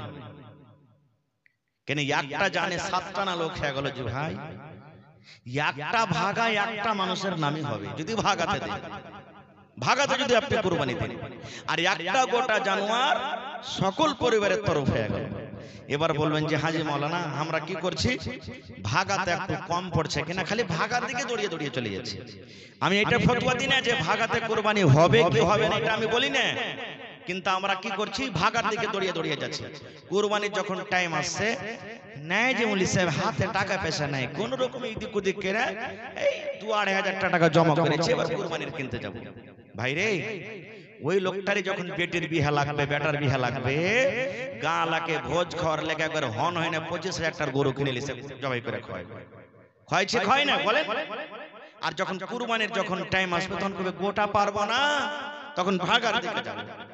আরে ভাই, এটা তো ইবাদত। ইবাদতে যদি আপনি পারবেন না, তো তখন তো আপনি ওই বাড়িতে যখন ভোজ লাগছে, তখন একটা জানোয়ারকে কেমন করে আপনি খাইয়ে দিতে পারছেন? হ্যাঁ, এই জন্য নিয়াত করেন প্রত্যেক মানুষ একটা করে জানোয়ার জবাই করবেন, কুরবানি করবেন। আর একটু আগে চলেন, কুরবানি কি হিসাবে করতে হবে? আল্লাহ রাসূল আল্লাহ তাবারাক ওয়া তাআলা কোরআনে সূরাতুল হজ বলেন, লা ইয়ানালাল্লাহা লুহুমুহা ওয়ালা দিমাউহা ওয়ালাকিন ইয়ানালুহুত তাকওয়া মিনকুম। আজ সোমবার গেল, মেলায় ভাই কুরবানি কিনেছে, যারা কিনেনি সামনে হাটে কিনবে, কিনতে থাকবে। 10 জন 5 জন কইছে গেছে, হবে সুলাইমান কোটি টাকাতে কুরবানি নিয়েছে, ওয়ার্কেটা বুঝিন 25,000 টাকা। কই যে হারে হতলা তুই কোটিতে নিয়েছিস? কই যে ওয়ার্কের থেকে 2,000 টাকা বেশি রে ভাই, 27,000 টাকা। কই যে আচ্ছা ওই আব্দুর রহমান কোটিতে নিয়েছে, কই যে ওয়ার্কেটা 30,000 টাকা। এই করতে করতে শেষে তখন কইবে তোরটা কটে রে ভাই, বোকা চোদা, যেমন তেমন জিনিস কুরবানি দেবো নাকি? আবে তেল চুইছে খালি আমারকে, তেল চুইছে খালি আমারকে জানোয়ারে, গোটা গ্রামে ওরকম জানোয়ার কেউ কেনেনি, এরকম জানোয়ার হন হয় না একবারে কিনেছে। 7 জন যদি চড়েলি না সব থেকে একবারে ফুলসারা তো হড় হড় হড় করে পার করলে চলে যাবে। এই যে দেখেন আল্লাহ রাব্বুল আলামিন বলেন লা ইয়ানালাল্লাহু লুহুমুহা, হে আমার বান্দারা শোনো রে, যখন তোমরা কুরবানি করবে, কুরবানি যখন করবে আল্লাহ রাব্বুল আলামিনের দরবারে তোমাদের কুরবানির গোশত কিন্তু আল্লাহর কাছে পৌঁছে না, ওয়ালা দিমাউহা, এবং আল্লাহ রাব্বুল আলামিনের দরবারে কুরবানির খুন কিন্তু পৌঁছে না। তুমি 50,000 টাকাতে কুরবানি কিনেছো, 40,000 টাকা তুমি কুরবানি কিনেছো, 1 লাখ টাকাতে তুমি কুরবানি কিনেছো, 10,000 5,000 তুমি কুরবানি কিনেছো। আল্লাহ বলেন বান্দারে তুমি কোন জানোয়ার কিনেছো, কত টাকাতে কিনেছো এটা আমার দেখা নয়, তোমার জানোয়ারটাতে কত কেজি চর্বি হবে এটা আমার দেখার নয়, তোমার জানোয়ারের ভিতরে কত কেজি রক্ত হবে, খুন হবে এটা আমার দেখা নাই রে বান্দা। আল্লাহ বলেন আমি দেখি শুধু তোমার দিল কান দেখি, তোমার আমি অন্তর কান দেখি, কোন নিয়তে কোন অন্তরে তুমি কুরবানি করো, এই দিল খানা আমি শুধু আল্লাহ রাব্বুল আমিন দেখি। তোমার জানোয়ারের আমার ভোক্কা নয়, দরকার নয়, আমি শুধু তোমার দিলখানটাকে দেখি, দিল দেখি আমি। এই ভাই মুসলমান, মা খালারাও বলে, 4 জন 5 জন মা খালা বসে গেছে, হাজি বাবু তোমাকে আতরের বাপকে কুরবানি টুরবানি দিয়েছে, কি করবো জি বাবু, কি করব কুরবানি দেওয়ার তো মন ছিল না, কিন্তু কহেনু যে দুঃখ সুখ করে কুরবানি দাও, না দিবে তো 5টা কুকুর শিয়াল আছে কার দুয়ারে তাকাইবে। বলছে কি বলে না ভাই, আপনারা বলেন, বলে না বলে না? এই দেখেন 5টা কুকুর শিয়াল আছে মানে ছেলে পিলা আছে, কার দিকে তাকাইবে? আব কহেন কার দিকে তাকাইবে মানে গোশ খাওয়ার লাগে কুরবানি হলো, এতে কি নেকি পাওয়া যাবে? জোরে বলেন নেকি পাওয়া যাবে? যাবে না ভাই আমার। তো এই সমস্ত জিনিস থেকে, রিয়াকারি থেকে আমাদেরকে বাঁচতে হবে। কুরবানি কার জন্য হবে? জোরে বলেন কার জন্য? আল্লাহ তাবারাক ওয়া তাআলার জন্য কুরবানি হবে। ভাই আমার এইবারে আপনাদেরকে জানা দরকার সর্বপ্রথম দুনিয়াতে কে কুরবানি করেছিলেন? আল্লাহ তাবারাক ওয়া তাআলা যখন থেকে জমিন আসমানকে বানালছেন তখন থেকে নিয়ে দুনিয়াতে সব থেকে আগে কুরবানি কে করেছেন আর কেন করলেন? সব থেকে আগে আদম আলাইহিস সালামের বেটা হাবিল এবং কাবিল কুরবানি করেছে। আর কিসের জন্য জানেন? একটা মেয়ে ছেলে, বেটি ছেলের জন্য। এই জামানাতে নিজের ভাই বোন যদি বিয়ে শাদী করতে চায় তো হালাল না হারাম? জোরে বলেন, আরো জোরে বলেন, হারাম। নিজের মার পেটের ভাই বোনের সাথে বিয়ে করা চলবে না। দুধ মা দুধ ভাই বোনের বিয়ে করা চলবে না। যেমন নিজের ভাই বোন হারাম, এরকম দুধ বহিন দুধ ভাইয়ের সাথে বিয়ে করা হারাম, এটা শরীয়তের ফয়সালা। এবারে আপনার বাড়িতে একটা স্ত্রী আছে আর ওরই একটা আরো বোন আছে, ছোট হোক কিংবা বড় হোক, এই স্ত্রীটাকে যদি বাড়িতে রেখেছেন আর আরেকটা বোনকে আপনি বিয়ে করে চলেন, অর্থাৎ শালীকে বিয়ে করলেন, চলবে? জোরে বলেন চলবে? চলবে না, হারাম। কেন? আল্লাহ রাসূল বলেছেন নিজের মায়ের পেটের দুটা বোন একটা হাজবেন্ড একটা শওহরের কাছে থাকতে পাইবে না, একটাকে তোমাকে তালাক করতে হবে। তুমি যদি পরে কার শালীটাকে বিয়ে করে নিয়ে আসো তা আগে কারটাকে তোমাকে তালাক করতে হবে। নিজের মায়ের পেটের বোন 100তে 203 হয়ে একটা লোকের বিবি হয়ে জীবনে কোনোদিন থাকতে পাবে না, এটা রাসূলের হাদিস।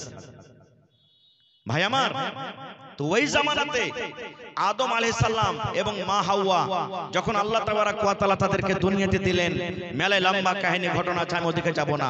আল্লাহ তাবারাক ওয়া তাআলা সিস্টেম করলেন যে একসাথে একটা ছেলে একটা মেয়ে হইতো, অর্থাৎ একটা বেটা একটা বেটি। ধরেন সামনে বছর একটা বেটা ছেলে একটা বেটি ছেলে হবে, এই বছর একটা বেটা ছেলে হলো একটা বেটি ছেলে হলো, ডাবল ডাবল জোড়া জোড়া সন্তান পয়দা হয়। এবার কেমন করে তারকে বিয়ে শাদী হতো? আল্লাহ রাব্বুল আলামিনকে দুনিয়াকে আবাদ করনা আছে, দুনিয়াতে মানুষ বাড়ানো আছে, তো আল্লাহ রাব্বুল আলামিন কি করতেন? এখন 2025 সাল চলছে, ধরেন উদাহরণ দিচ্ছি, 2024 সালে যেই সন্তান অর্থাৎ যে বেটা বেটি হলো ওরা নিজের মায়ের পেটের ভাই বোন হয়ে গেল, ওদের সাথে বিয়ে করা চলবে না। আর 2025 সালে যেই মায়ের পেট থেকে সন্তান হলো এরা নিজের ভাই বোন হয়ে গেল, এরা বিয়ে শাদী করতে পাবে না। কেমন হতো? 2024 সালের বেটা 2025 সালের বেটি, 2025 সালের বেটা 2024 সালের বেটি, মানে 1 বছর আগে যেটা বেটা হয়তো 1 বছর পরের বেটার সাথে, আর 1 বছর আগে যেটা বেটি হয়তো 1 বছর পরেকার বেটার সাথে, মানে এরকম ভাবে সিস্টেম আল্লাহ রাব্বুল আলামিন করেছিলেন। লম্বা ঘটনা ছোট করে বলি। আদম আলাইহিস সালামের দুজন বেটা, একটা নাম হলো কাবিল, একটা নাম হলো হাবিল। কাবিল হলো বড় আর হাবিল হলো ছোট। কোরআনের কথা বলছি আপনাদেরকে। এবার কাবিল বড় আগে জন্ম নিয়েছেন, ওর সাথে যেটা আদম নবীর বেটি হয়েছে অর্থাৎ কাবিলের বোন হয়েছে, এটা দেখতে একটু সুন্দর, বেশি দেখতে সুন্দর। আর হাবিল হলো আদম নবীর একটা ছোট বেটা, বিয়ের পরে হয়েছেন। আর ইয়ার সাথে যেটা বেটি ছেলে হয়েছে একটু ওর থেকে দেখতে কম সুন্দর। শরীয়ত কি বলছে? ওই বেটি ছেলে এর সাথে, এর একটা ওর সাথে। কাবিল তখন বলছে হাবিলকে যে যখন সময় হলো বিয়ের, তখন বলছে না, আমার সাথে এটা হয়েছে, আমি তাকে বিয়ে করব। কিন্তু শরীয়তের নিগাতে এটা হারাম, চলবে না। নিজের ভাই বোন না হয়ে গেল, বলছে না আমার সাথে এটা হয়েছে, আমি তাকে বিয়ে করব। কাবিল বলছে হারে ভাই, এটা তো আমার স্ত্রী হবে, এটা শরীয়ত বিরোধী তুমি কাজ করতে গেছো, আমার সাথে যেটা হয়েছে ওকে তুমি বিয়ে করো আর ওকে আমি করব। বলছে না, তোর কথা শোনা হবে না। এরা দুইজন নিজের আব্বা হযরত আদম আলাইহিস সালামের কাছে চলে গেলেন। এবার আদম আলাইহিস সালাম তাদেরকে বুঝালেন, বুঝলো না। শেষের বেলাতে আদম নবী তখন বললেন যে তোমরা কুরবানি করো, যার কুরবানি কবুল হবে সেই তাকে বিয়ে করবে, আর যার কুরবানি কবুল না হবে সে একে বিয়ে করবে। যেটা এখন হয়েছে, মানে যেটা সিস্টেম ছিল ওই মতো চলবে। বলছে ঠিক আছে। কাবিল তো মনে মনে বলছে আমি বড়, আমার কুরবানি আল্লাহ রাব্বুল আলামিনের দরবারে কবুল হবে, আমি কুরবানি করব। এবার দু ভাই কুরবানি করলেন। কি কুরবানি জানেন? হাবিল মানে আদম আলাইহিস সালামের ছোট বেটা একটা জানোয়ারের কুরবানি করলেন, আর কাবিল আদম আলাইহিস সালামের বড় বেটা গম, জও এই ধরনের কিছু আনাজ কুরবানি করেছিলেন, রেখে দিলেন। তখন কুরবানির সিস্টেম কি ছিল জানেন? তখন থেকে নিয়ে ঈসা নবী পর্যন্ত কুরবানির গোশত খাওয়া হারাম ছিল, কুরবানির গোশত খেতে পেত না। আল্লাহর এটা বিধান।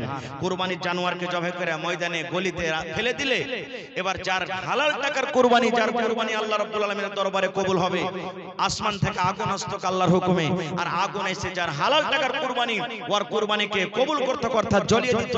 আর যার হারাম টাকার কুরবানি, যার কুরবানি কবুল হবে না, ওই কুরবানিটা কিন্তু জমিনে পড়ে যেত। এই জামানাতে যদি ভাই এরকম থাকতো তো বলেন অবস্থা কি হতো নাকি? আল্লাহুস সামাদ। তো ওরা কুরবানি করে দিলেন, হাবিল কাবিল কুরবানি করলেন।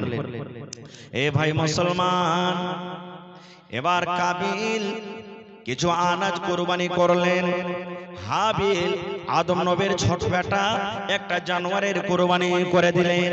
কুরবানি করে জমিনে রাখা আছে। আল্লাহ রাব্বুল আলামিনের পক্ষ থেকে, আল্লাহ রাব্বুল আলামিনের তরফ থেকে এবারে কিন্তু আগুন এলো, আগুন ঘুরতে লাগলো। কুরবানির পাঞ্জরে পাঞ্জরে পাঞ্জরে পাঞ্জরে আগুন ঘুরতে লাগলো। ঘুরতে ঘুরতে ঘুরতে আদম আলাইহিস সালামের ছোট বেটা যে একটা জানোয়ারের কুরবানি করেছিলেন, যে একটা জানোয়ারকে জবাই করেছিলেন, এর কুরবানি কিন্তু আল্লাহ রাব্বুল আলামিনের দরবারে কবুল হয়ে গেল। এবং আদম নবীর বড় বেটা যে আনাজ পানি কুরবানি করেছিলেন, এর কুরবানিটা কিন্তু জমিনে পড়ে থেকে গেল। এর মন খুব খারাপ, হ্যাঁ আমার বেইজ্জতি হয়ে গেল, আমার কুরবানি কবুল হলো না, ছোট ভাইয়ের কুরবানি এই কবুল হয়ে গেল। এই দেখেন শয়তান নিজের চাল চালাইতে লেগেছে। এখন দেখেন শয়তান কাবিলের ভিতরে কথা দিতে লেগেছে, খ্যাপা তুই তো বড় রে বেইজ্জতি হয়ে গেলি, কি দেখছিস, হটিয়ে দেখ রাস্তা থেকে, সাফ করে দেখ, হটিয়ে দে। বন্ধুরে আমার, এবার আদম নবীর বড় বেটা কাবিল রাগ করে নিজের ছোট ভাইকে মারতে শুরু করে দিলেন। মারতে লাগলেন, তোকে দুনিয়াতে রাখবো না, তোর কুরবানি কবুল হয়ে গেল, আমার হলো না, তোকে দুনিয়াতে রাখবো না, তোকে মারতে মারতে শেষ করে দিব। যেমনি মারতে যায়, এবারে কাবিল তখন হাবিল তখন বলছেন, আদম নবীর ছোট বেটা ভাই রে, আমি তোমার থেকে ছোট, আমার বয়স হলো কম, তুমি আমার থেকে বড়, তুমি হইলে আমার বড় ভাই, তুমি যদি আমাকে মারতে মারতে মারতে মারতে মারতে মারতে মেরে শেষ করে দাও, আমি মরে যাব, দুনিয়া থেকে শেষ হয়ে যাব, কিন্তু আমি তোমাকে মারবো না, তোমার গায়ে আমি হাত তুলবো না। তুমি আমাকে মেরে দাও, তুমি আমাকে শেষ করে দাও, যতই তুমি আমাকে মারো কেন আমি কিন্তু তোমার গায়ে হাত তুলবো না, তোমাকে আমি মারবো না। আল্লাহ রাসূল বলেছেন মারতে মারতে মারতে মারতে কাবিল ছোট ভাইকে নিজের কিন্তু মার্ডার করে দিলেন, মার্ডার হয়ে গেল। নবী বলেছেন দুনিয়াতে সর্বপ্রথম মানুষের মত হলো কার? মানে হাবিলের। দুনিয়াতে হাবিলের আগে কোনো মানুষ আর মরেনি, এটা ভালোভাবে শিখালেন। যদি কোনো মানুষ আপনাকে প্রশ্ন করে দেয় ভাই রে আই তো তুমি জালসা শুনলে, তো জালসাতে একটা কথা বলো তো, দুনিয়াতে সব থেকে যে মানুষটা মরেছিল লোকটার নাম কি? না তো হযরত হাবিল। কিভাবে মত হয়েছিল? না তো বড় ভাই কাবিল ওকে মারতে মারতে মারতে মারতে শেষ করে দিয়েছে। আল্লাহ রাসূল বলেছেন উম্মত দুনিয়াতে যত মার্ডার হবে বন্দুকের গুলিতে মারো, ছুরিতে মারো, চাকুতে মারো, তীর তলোয়ারে মারো, বোমে মারো, টুটি চিপে মারো, যে কোনো হালাতে দুনিয়াতে মানুষকে মার্ডার করে দেওয়া হবে, জুলুম অত্যাচারের কারণে মার্ডার করে দেওয়া হবে। আল্লাহ রাসূল বলেছেন প্রথম গুনাহ আল্লাহ রাব্বুল আমিন আদম নবীর বড় বেটা কাবিলের ঘাড়ে চাপিয়ে দিবেন। প্রথম গুনাহ প্রথম পাপ ওই যে কাবিলের ঘাড়ে চাপাবে, তারপরে আল্লাহ রাব্বুল আমিন যে মার্ডার করবেন তার ঘাড়ে চাপিয়ে দিবেন। সর্বপ্রথম মার্ডার কে? হযরত হাবিল আলাইহিস সালামকে করেছিলেন, হাবিলকে করেছিলেন। ভাই মুসলমান, এবারে মানুষ তো এর আগে মরেনি, মেরে তো দিলে ভাইকে, ভিতরে আফসোস চলে এলো, আল্লাহ কি করবো, রাগের সময়তে মানুষ মার্ডার করে দিচ্ছে। যখন পুলিশের তাড়তা লাগে তখন কইছে আল্লাহ কি করবো রে, কে না মারনো রে, কে না মারনো। এই যে তো রাসূল বলেছেন একজন সাহাবী কে রাসূল সাল্লাল্লাহু আলাইহি ওয়াসাল্লাম জিজ্ঞাসা করছেন এই আমার সাহাবী দুনিয়াতে সবথেকে শক্তিশালী কে, তাকাতওয়ার কে? আপনারা বলেন তো কে তাকাতওয়ার? যে 10টা মানুষকে লড়ে ফেল দিয়েছে নাকি? হ্যাঁ, যে 10 জনকে একবারে লাঠিতে সঁতে দিতে পারছে। বন্দুক সবথেকে তাকাতওয়ার, বম তাকাতওয়ার, একটা ফেলতে গেলে সব শেষ হয়ে যাবে। মিসাইল তাকাতওয়ার নাকি? নবী আমার বলেছেন না রে না, দুনিয়াতে তাকাতওয়ার কে সব থেকে কে? নবী আমার বলেছেন এমন রাগ উঠে গেছে, এমন রাগ উঠেছে মনে হয় বিবির ঝুঁটি খান ধরে তাকে পাড়া পাড়া পাড়া পাড় দুটা চড় মেরে দি। এমন রাগ হয়েছে মনে হয় ভাইয়ের গলাতে ছুরি দিয়ে ভাইকে মেরে ফেলে দি। এমন রাগ হয়েছে পেটার পরে, এমন রাগ হয়েছে মনে হয় খুঁট বেড়াতে এক মাথাতে দিয়ে মাথাটাকে ভেঙে দি। আল্লাহ রাসূল বলেছেন উম্মত সব থেকে দুনিয়াতে তাকাতওয়ার হলো শক্তিশালী ওই লোকটা যখন রাগ উঠে যাবে নিজের রাগটাকে কন্ট্রোল করবে, রাগটাকে যে একবারে কন্ট্রোল করে দিবে। রাসূল বলেছেন সব থেকে তাকাতওয়ার শক্তিশালী হলো ওই। আমার ভাইরা দেখেন কত ভাই এমন আছেন বিবি যদি একটু উল্টা পাল্টা করে ও তো মানুষ করবে, খুঁট বেড়ে নেবে, লাঠি নেবে আর বলে হালের বেটি হালে হট তোকে বাড়তে ছোব না, মারতে মারতে মারতে আর ঝুঁটিকে ধরে হটাইতে হটাইতে বাহির করে দিবে রোড থেকে, আর দুয়ারে বসে করে তুই বাড়িতে খালি সামনে ডক্টর কাঠ খড়াকে ঝরিয়ে দেবে। রাসূল বলেছেন কেন তুমি এরকম করছো তোমার বিবিকে? তুমি ওকে রাগ করে বাড়ি থেকে বাহির করে দিলে, ও যদি কহরের সাথে পালিয়ে যায়, ও যদি কহর কোনো মানুষের হাত খানটাকে ধরে নেয়, ওর পরে যদি কেউ হামলা করে দেয় তাহলে পাপটা যে তোমারই হবে।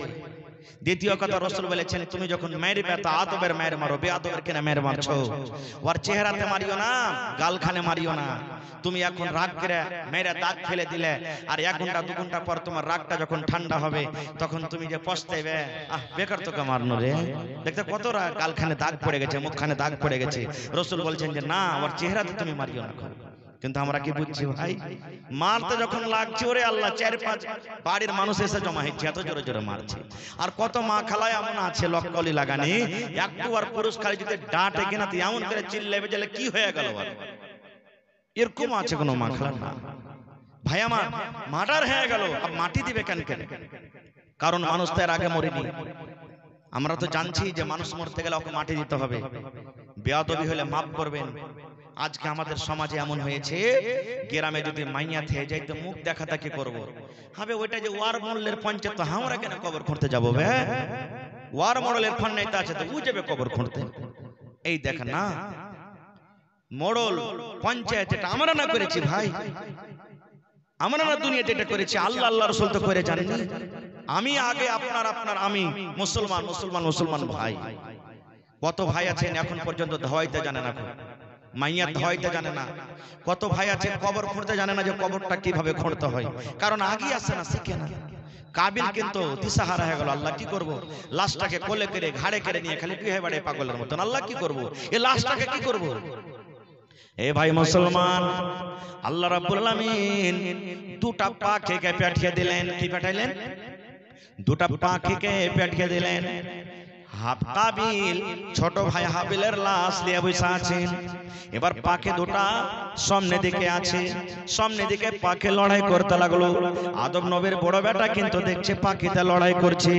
লড়াই করতে করতে করতে করতে করতে আল্লাহ রাসূল বলেছেন একটা পাখি আরেকটা পাখি কিন্তু মার্ডার করে দিল, একটা পাখি মরে গেল। যখন পাখিটা মরে গেল, যে পাখিটা মেরে দিল ওই পাখিটা নিজের লোলে, নিজের চোঁচে কিংবা নিজের পায়ে পাখাতে এরকম ভাবে মাটি হটিয়ে হটিয়ে হটিয়ে হটিয়ে সুন্দর করে ওই মরা পাখিটাকে ওই জায়গাতে দফন করে চলে গেল। এবারে তখন কাবিল জানতে বললো, আল্লাহ রে, মানুষ যখন মরে যায় এরকম ভাবে তাকে জমিনে দফন করতে হয়, এরকম ভাবে জমিনে দফন করতে হয়। আরে আমি কত খ্যাপা মানুষ, আমি কত পাগলা মানুষ, নিজের ভাইকে আমি মেরে দিয়ে, নিজের ভাইকে আমি মার্ডার করে দিয়া আমি দফন করতে জানলাম না, আর আমার সামনে দুটা পাখি এসে কিভাবে দফন করে চলে গেল।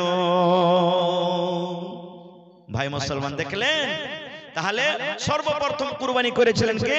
হাবিল আর কাবিল।